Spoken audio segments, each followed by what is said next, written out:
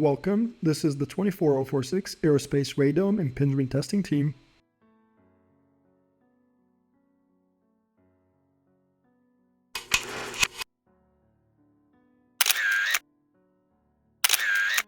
On airborne vehicles, radome has structure that protects sensitive equipment like radars. Those can fail under harsh conditions such as high velocity impact under a small rain droplet. Our mission is to develop a testing apparatus that allow us to simulate such conditions at high velocity so that we can study the effect of impingement on the radomes.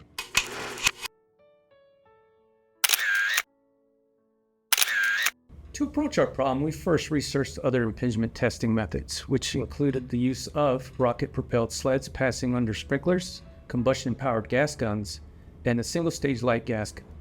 Each has specialized use cases that we were able to draw from for our application.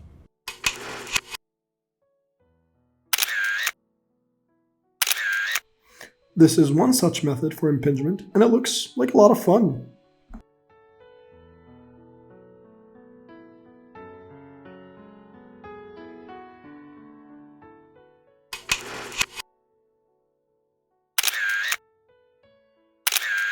For our application, we decided to use a pneumatic system that propels a projectile to variable velocities by regulating pressure. We then compare our generic projectile impact to water droplet impacts through their respective kinetic energies at impingement.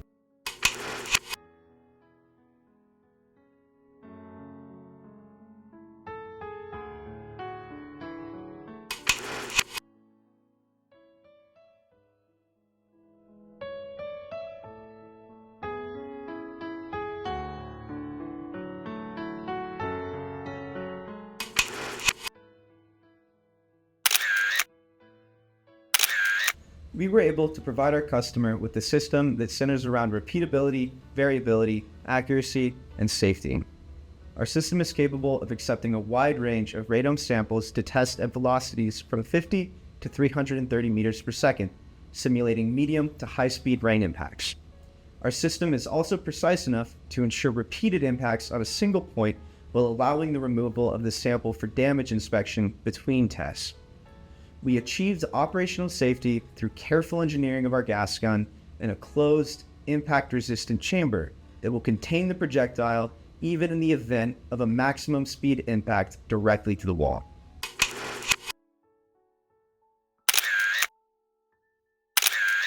The air gun is comprised of mostly off-the-shelf components. This allows us to save money on production costs and lets us spend more on vital components. In the simplest terms, the air gun is essentially a pressure vessel that lets air expand into a barrel and force our projectile forward. The gun is built off of an air manifold where we can directly fit other components onto, such as an air inlet, an air tank, relief valves, and a triggering valve. The most important component of the gun is the triggering valve, which opens a path for our compressed air to travel through the barrel. This component alone costs over a third of our budget and was one of the primary points of research and consideration in the gun's design. This was our first prototype. It had a top velocity of 48 meters a second, and it wasn't very consistent. Since then, we have evolved into this full-scale system, which can achieve much higher velocities and has more features such as mounting radomes, includes a testing chamber, and can record the velocity of impingement.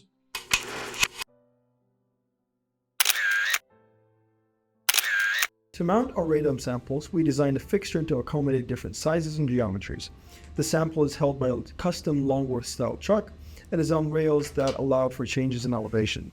The radome samples need to be rotated across two different axes to be able to hit any point on the surface. Thus, those two axes are pitch and roll. And as such, the mount allows you to rotate the sample across the Longworth truck and can also tilt up and down, which allows for pitch. And this is our mount. As you can see, that big circular Longworth-style chuck enables the system to mount different sizes of radomes. The elevation of the mount can be adjusted as well as the pitch angle. Finally, the radome can also be rotated.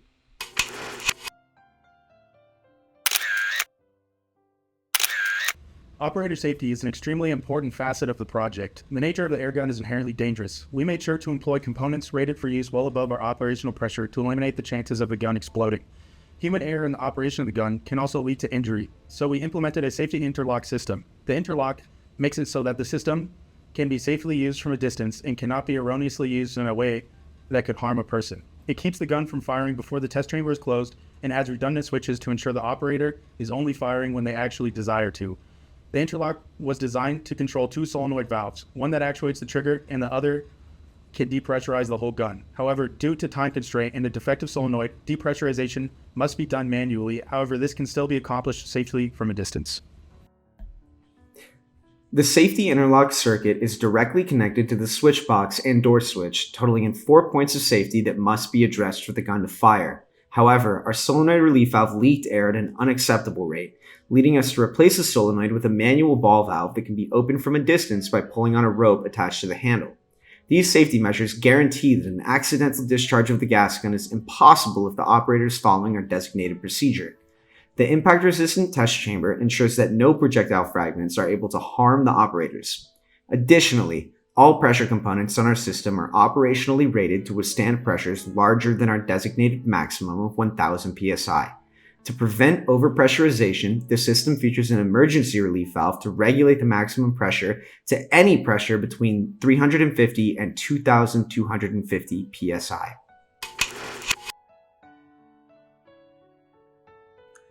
There are three major subsystems. One is the electronics and safety interlock, which includes an electronics box and switch box.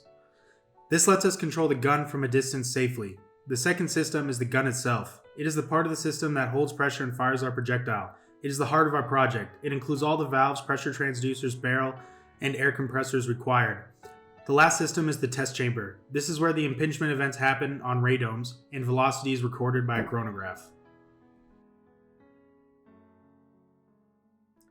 We had our ups and downs in this project. One notable failure while integrating components was our solenoid relief valve. It was likely mismanufactured as it had substantial amounts of air leakage. We estimated 7 liters per minute. To overcome this within our budget and time constraint, we opted to switch out the broken solenoid for a manual valve.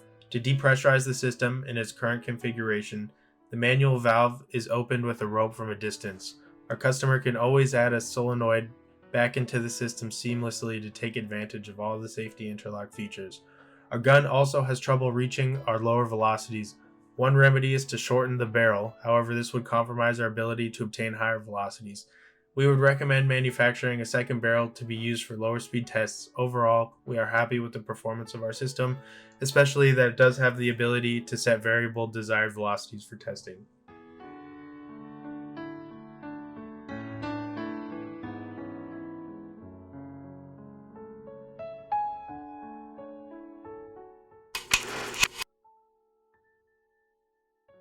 This is one clip of us testing the system. The pressure was set to 300 psi and we achieved a velocity of 231.5 meters per second.